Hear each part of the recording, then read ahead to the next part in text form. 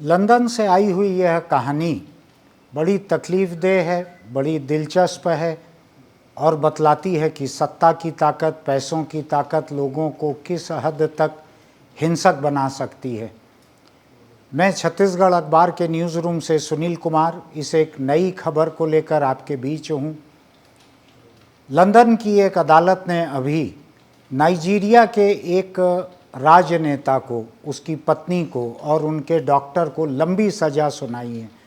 Doctor को 10 बरस, इस सांसद को 9 बरस, इसकी पत्नी को 4 बरस की सज़ा इसलिए सुनाई गई है कि इन्होंने अपनी बीमार बेटी के लिए एक किडनी जुटाने के लिए नाइजीरिया से एक छोटे से कोई फुटपाथी फेरी वाला, ऐसा छोटा सा कोई व्यापारी है, स्ट्रीट ट्रेडर कहा गया है उसको, जो भी मतलब इसका होगा, तो बहुत छोटा सा कोई गरीब कारोबारी लड़का, नौजवान 21 साल का, उसको ये धोखे में, झांसे में ब्रिटेन लेकर आए। ये कहकर लेकर आए कि यहाँ तुम्हारा वीज़ा हो जाएगा, यहाँ काम की इजाज़त मिल जाएगी, ऐसा कहकर उसको वहाँ से साथ में लेकर यहाँ आए। इनकी साजिश ये थी कि इसको अंधेरे में रख कर अस्पताल में इसकी किडनी निकलवा ली जाए और अपनी बेटी को लगवा दी जाए। ये बड़ा महंगा, करीब करीब 80 लाख रुपए एक सरकारी अस्पताल में ये फ़ीस लगनी थी लंदन के। उसका पूरा इंतज़ाम इन्होंने कर लिया था, एक डॉक्टर को अपने साथ मिला लिया था। इस नौजवान लड़के को 21 साल उम्र और उसकी ज़िंदगी की, जैसे किसी भी अफ्रीकी नौजवान की ज़िंदगी की हसरत रहती है कि ब्रिटेन पहुंच जाना या अमेरिका पहुंच जाना, तो ये ब्रिटेन आना चाहता था हमेशा से, कोई जरिया नहीं था उसका। अदालत ने बाद में पाया कि इतना गरीब था कि 2000 रुपए की मामूली टिकट भी नहीं खरीद पाता था। तो इसको, ये बहुत ही पैसे वाला सांसद है नाइजीरिया का, और अफ्रीकी देशों के नेता बहुत ही भ्रष्ट भी रहते हैं। मैं इनके बारे में नहीं जानता, लेकिन ये सांसद भी हैं, इनके पास बहुत सारा पैसा भी है। तो इन्होंने इस नौजवान को बरगला कर, धोखे में रखकर इसको लंदन लाने का इंतज़ाम किया। यहाँ लाने के बाद अस्पताल में जब इसकी जांच पड़ताल चल रही थी, किडनी मैच करने की ये वो, तो इस लड़के को थोड़ा सा कुछ ऐसा गड़बड़ लगा कि ये यहाँ काम का परमिट लेने के लिए इतनी जांच की ज़रूरत क्यों है और डॉक्टर बार बार किडनी की बात क्यों कर रहा है। उसको समझ में आया कि उसकी किडनी निकालने की बात चल रही है। वो बाहर निकल के किसी तरह इनके चंगुल से भागा और जाकर एक पुलिस स्टेशन पहुंच गया। अब वो ऐसे देश का पुलिस स्टेशन है जो नेताओं के और पैसे वालों की ताकत से थोड़ा परे है। आपको याद होगा, इसी लंदन के पुलिस स्टेशन में पिछले प्रधानमंत्री बोरिस जॉनसन के खिलाफ इस बात की जांच की थी कि लॉकडाउन के नियमों के लगे हुए क्या प्रधानमंत्री निवास पर प्रधानमंत्री ने कोई पार्टी की थी जिसमें लॉकडाउन के नियमों का, आइसोलेशन के नियमों का उल्लंघन हुआ था।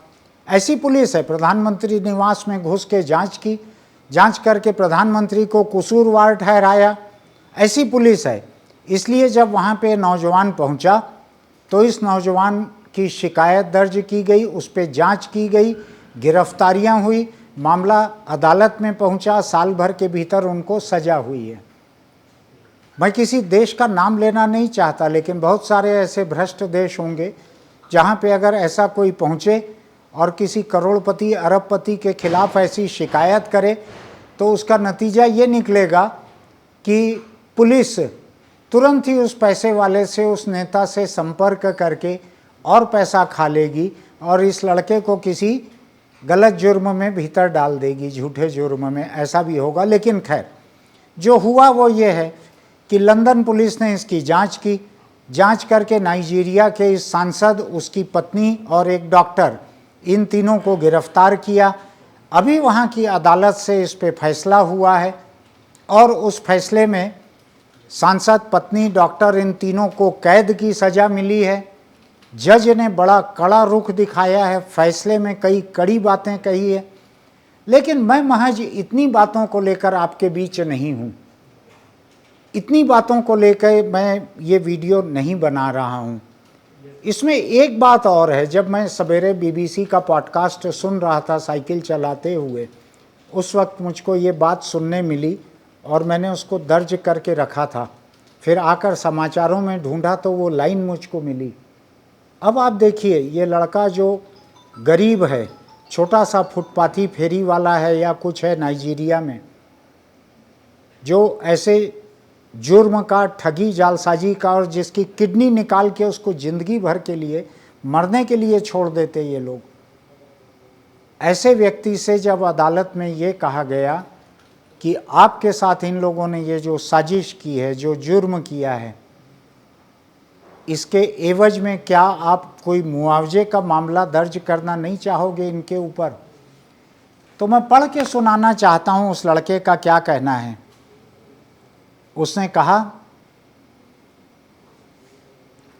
ही डिड नॉट नीड और want anything from bad people. मुझको बुरे लोगों का कोई पैसा नहीं चाहिए, मुझको बुरे लोगों से कुछ नहीं चाहिए, मुझे उनका पैसा भी नहीं चाहिए। मैं इसी बात को लेकर बड़ा विचलित हूँ कि एक गरीब लड़का जो ऐसी साजिश और जुर्म का शिकार है, जिसके पास आज ये विकल्प खुला हुआ है कि ब्रिटिश अदालत में, चूंकि ये लोग मुजरिम साबित हो चुके हैं, तो इनकी दौलत से करोड़ों रुपए उसको मुआवजा मिल सकता था अदालत की तरफ से। करोड़ों रुपए छोटा नहीं है। मैं आपको बताऊं, मेरे साथ अगर ऐसा जुर्म किसी ने किया रहता तो मैं उससे ले लेना चाहता मुआवजा। लेकिन इस लड़के की, एक गरीब लड़का, 21 साल का लड़का, गरीब लड़का, जिसका ना कारोबार है, ना जिसके पास पैसा है, जिसका साल बर्बाद हो गया है इस साजिश के चक्कर में, और जो डर रहा है कि नाइजीरिया वो लौट नहीं सकता। उसका कहना है, these people are extremely powerful and I am worry for my safety, can not think about going home to Nigeria. इतने ताकतवर लोग कि अभी अपने देश नहीं जा सकता, अपने लोगों के बीच नहीं जा सकता। इनकी ताकत का अंदाज मैं इससे भी बतलाता हूं कि नाइजीरिया की संसद के अध्यक्ष ने ब्रिटिश गवर्नमेंट को लिखा है कि ये हमारा सांसद है, ये पहली बार ऐसे जुर्म में फंसा है, इसको माफ़ किया जाए। ये नाइजीरिया की संसद के अध्यक्ष ब्रिटिश गवर्नमेंट को लिख रहे हैं। संसद का अध्यक्ष वहाँ के गरीब लड़के के साथ नहीं है। किसी भी देश के संसद के अध्यक्ष का शायद यही हाल होगा। सत्ता में ऊपर पहुँचने तक लोग बेरहम हो जाते हैं।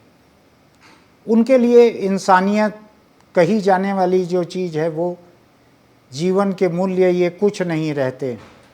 ये उसका नतीजा है कि अपने देश के गरीब लड़के का साथ देने के बजाय वो अपने सांसद को माफ़ी देने की बात कर रहा है नाइजीरिया में बैठे बैठे ब्रिटिश सरकार से। ये अलग बात है कि ब्रिटिश अदालत सरकार के उस तरह के प्रभाव में नहीं है जिस तरह के प्रभाव में दुनिया के कुछ और देशों में अदालतें रहती हैं। तो खैर, मैं इस बात पे आना चाह रहा था कि गरीब लड़का, करोड़ों रुपए पाने का मौका है उसके पास कानूनी रूप से, उसका दिल ये कहता है, और उसने अदालत में कहा कि मुझको इनसे कोई मुआवजा नहीं चाहिए, मैं इनके ऊपर कोई मुकदमा नहीं करना नहीं चाहता, मुझको इनसे कुछ भी नहीं चाहिए, मैं बुरे लोगों के पैसे को छूना भी नहीं चाहता। आज मैं आपके बीच केवल इस लाइन को लेकर हूँ। हमारे आप में से कितने ऐसे लोग हैं जो ये सोच सकते हैं कि हम बुरे का पैसा भी नहीं छुएंगे? हम चारों तरफ देखते हैं, अपने देश में देखते हैं, दूसरे देशों में देखते हैं। हम देखते हैं अमेरिकी राष्ट्रपति किस तरह एक पोर्नो स्टार, एक एडल्ट एंटरटेनर के साथ एक सेक्स केस में उलझा हुआ है। उससे उबरने के लिए उसने किस तरह से दसियों लाख रुपए का भुगतान किया था, अब उस भुगतान को लेके फंसा हुआ है। ब्रिटिश, जिस लंदन की मैं बात कर रहा हूँ, उस ब्रिटिश राजघराने का एक सदस्य, बड़ा बुजुर्ग और बड़ा सीनियर सदस्य, वो अमेरिका में नाबालिग लड़कियों के साथ ऐसे ही सेक्स पार्टियों के मामले में फंसा हुआ है। वो कुछ निपटारा करने की कोशिश कर रहा है या अदालत के बाहर भुगतान कर रहा है। जहां हमारे पास तमाम उपलब्ध आदर्श अधिकतर इसी किस्म के हैं कि रुपया पैसा ही सब कुछ है, ताकत ही सब कुछ है।